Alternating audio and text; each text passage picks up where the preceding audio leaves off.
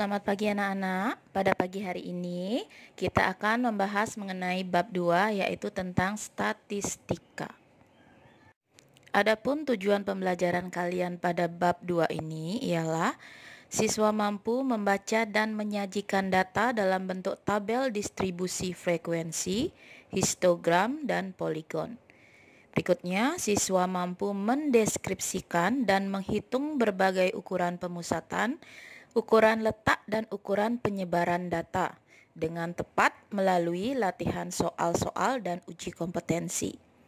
Yang terakhir, siswa mampu menerapkan konsep yang telah dijelaskan dalam menyelesaikan suatu permasalahan dalam kehidupan sehari-hari yang berhubungan dengan statistika.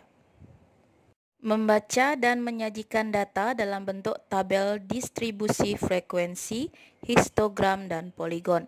Perhatikan tabel berat badan siswa yang ada pada slide. Di sana ada sebelah kiri itu berat, sebelah kanan itu frekuensi. Frekuensi itu artinya jumlah data. Ya, di sana untuk berat badan menggunakan rentangan. Dari tabel tersebut, pertanyaannya, berapakah banyak siswa yang memiliki berat antara 60 sampai 64 kg? Di sana kalian lihat ke tabel, 60 sampai 64 itu frekuensinya adalah 15. Jadi, yang memiliki berat antara 60 sampai 64 kg itu ada 15 orang. Kemudian yang B, berapakah selisih banyak siswa yang memiliki berat antara 60 sampai 64 dengan siswa yang memiliki berat 75 sampai 79. Dilihat lagi pada tabel. Untuk yang 60 sampai 64 itu adalah 15 dan untuk 75 sampai 79 itu adalah 9. Jadi, selisihnya adalah 6. Setelah tadi kalian membaca data atau membaca tabel distribusi frekuensi, sekarang kita akan menyajikan data dalam bentuk tabel. Ya, tabel distribusi frekuensi. Itu ialah penyusunan data ke dalam kelas-kelas interval dengan setiap nilai data hanya termasuk ke dalam salah satu kelas interval. Perhatikan contoh tabel berat badan siswa tadi. Itu merupakan salah satu contoh menyajikan data dalam bentuk tabel distribusi frekuensi. Adapun unsur-unsur dari suatu tabel distribusi frekuensi, yang pertama yaitu kelas interval. Itu kelompok nilai data dalam bentuk interval. Pada contoh tabel sebelumnya, kelas interval pertama yaitu 50 sampai 54, kelas interval kedua dari 55 sampai 59 dan seterusnya. Yang B itu adalah batas bawah kelas atau BB. Nilai data yang terletak di sebelah kiri setiap kelas interval. Nah, pada contoh sebelumnya di tabel batas bawah kelas interval pertama ialah 50, untuk batas bawah kelas interval kedua 55 dan seterusnya. Yang C ada namanya batas atas kelas, yaitu nilai data yang terletak di sebelah kanan dari setiap kelas interval. Nah, pada tabel contoh tadi, batas kelas atas untuk interval pertama itu adalah 54, untuk interval kedua atau kelas interval kedua itu adalah 59 dan seterusnya. Kemudian ada yang D itu namanya tepi bawah kelas. Tepi bawah kelas yaitu batas bawah kelas dikurangi 0,5 untuk bilangan bulat.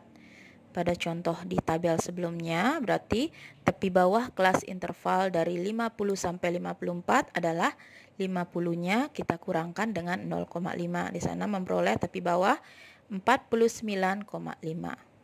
Kemudian yang E, tepi atas kelas, yaitu batas atas kelas ditambah 0,5.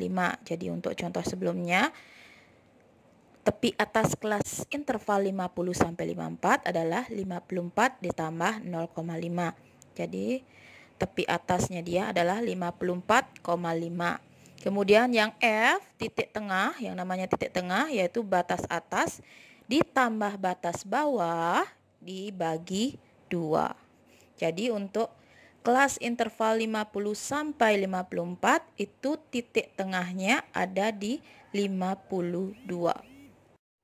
Yang berikutnya ada banyak kelas, disimbolkan pakai K kecil, yaitu dilihat langsung dari tabel itu ada 7 kelas interval, atau kita pakai rumus K di sana adalah 1 ditambah 3,3 kali log N. Kemudian yang H yaitu panjang kelas, yaitu batas atas dikurangi batas bawah.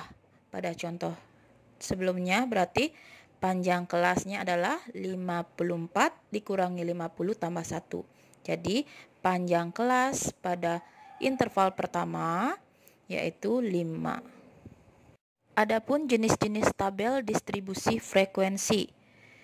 Yang A, tabel distribusi frekuensi biasa, di mana langkahnya ialah menentukan jangkauan atau ring, yaitu data terbesar dikurangi data terkecil.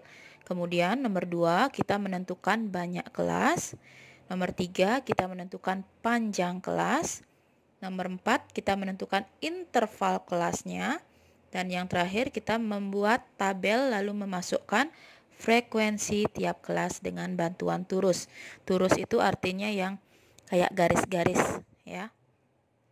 Yang B ada namanya tabel distribusi frekuensi relatif, yaitu hasil bagi antara frekuensi setiap kelas interval dengan jumlah data. Di sana ada rumus.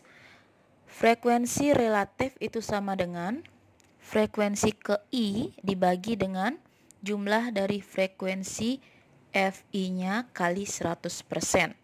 Di mana K di sana ialah banyak kelas interval, kemudian FI ialah frekuensi kelas interval ke I, dan sigma I sama dengan 1 sampai K dari FI itulah jumlah data. Yang nomor terakhir, yang C, ada tabel distribusi frekuensi kumulatif atau FK. Di sana ialah frekuensi yang menunjukkan jumlah frekuensi pada kelas interval tertentu. Di sana ada 2 macam, yaitu frekuensi kumulatif kurang dari dan tabel frekuensi kumulatif lebih dari. Sekian dulu materi ajar yang dapat Ibu sampaikan pada hari ini. Semoga bermanfaat dan selamat belajar.